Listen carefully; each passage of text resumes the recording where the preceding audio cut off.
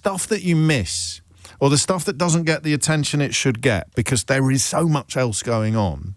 I think the king of that particular pile is Putin being invited to join the Gaza Board of Peace. And just pause for a moment to think about all of the conversations you've heard or that we've had since the illegal invasion of Ukraine by Vladimir Putin. An invasion, remember, that he thought would be over in a fortnight, in a 48-hour window. He thought it would be over in a weekend.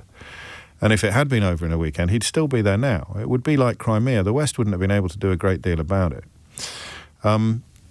Think of all the conversations that we've had, all of the coverage that we've had, those almost vanishingly rare moments of national unity where everybody kind of agreed. Even Boris Johnson managed to look statesmanlike for a while stressing his support for Ukraine and just hoping that nobody asked him about his friendships with KGB officers and disappearances into castles owned by them at key moments during his career as Foreign Secretary.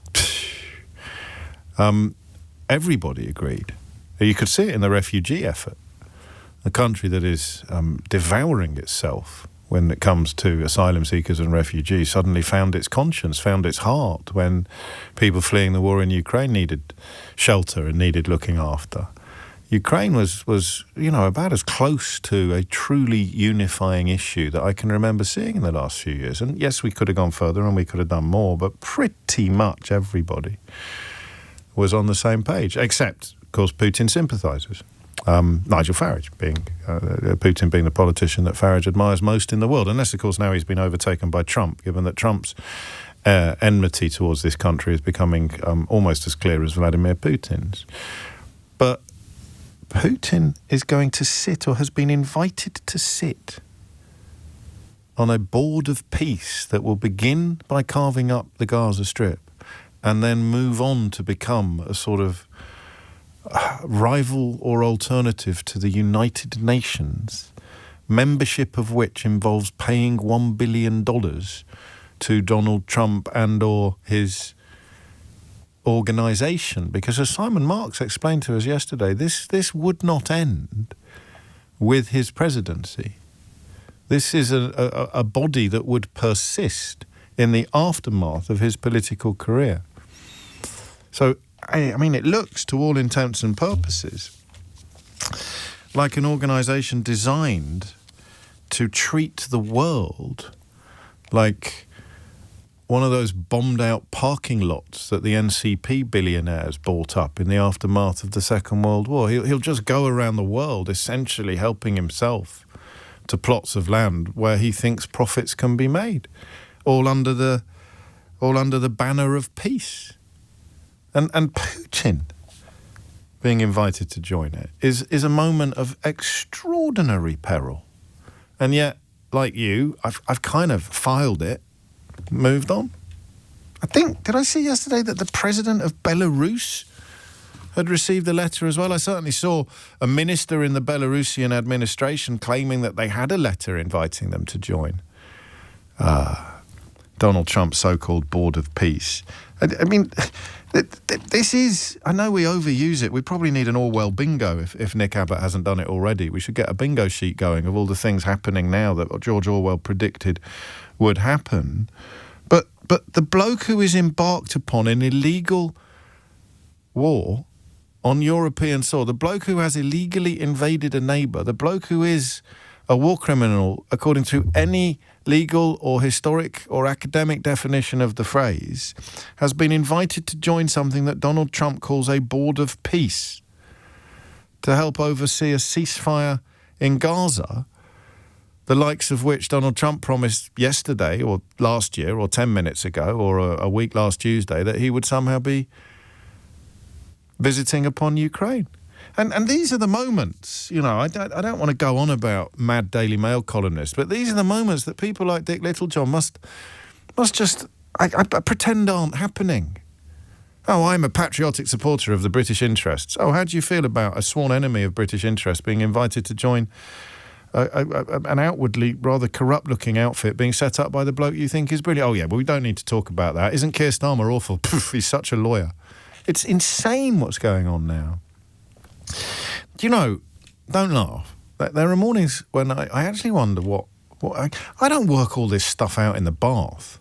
I don't talk about this stuff at home with Mrs. O'Brien. I mean, what would we do if we didn't have each other? We couldn't actually reassure each other that we're not going mad. The Kremlin has announced that Vladimir Putin has been invited to join Donald Trump's Board of Peace. And Donald Trump, in that clip I played to you a few moments ago, confirmed it. The what? The who? The why? Oh, he must have apologised for Ukraine then. He must have withdrawn troops from Ukraine. He must have stopped killing innocent Ukrainians. He must have abandoned his warlike ambitions. He must have abandoned his land grab. He must have given back Crimea. No, he's not done any of those things, but he's going to sit on Donald Trump's Board of Peace if he ponies up $1 billion, which is reportedly the going rate. And that is a story that, well, you heard in the interview that Donald Trump gave. It was a bit of a throwaway question at the end, because we're talking about Greenland, inevitably and rightly. Absolutely extraordinary to reflect upon what is happening in plain sight under our nose. And you can't keep up, can you? You simply can't keep up.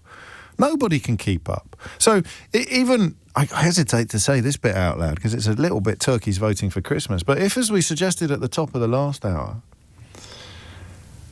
the expertise is pointless here. There are no experts. You might find experts who can talk to you about one small facet. There's no expert on the planet who can talk to you about what the invitation issued to Vladimir Putin, a war criminal, to sit on a board of peace. Well, if the invitation had come from the leader of North Korea, or even perhaps the leader of China, you could just about get your head around it, but it's come from the President of the United States of America. Nobody's did a PhD on this.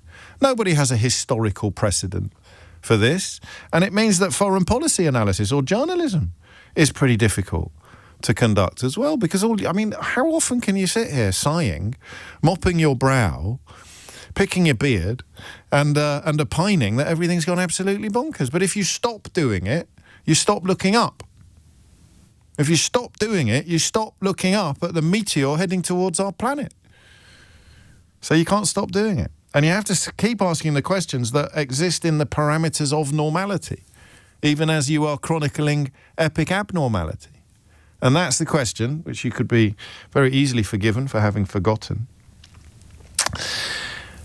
that I'm asking you now. Gavin Newsom, the governor of California, tells Europe to stand up to Trump.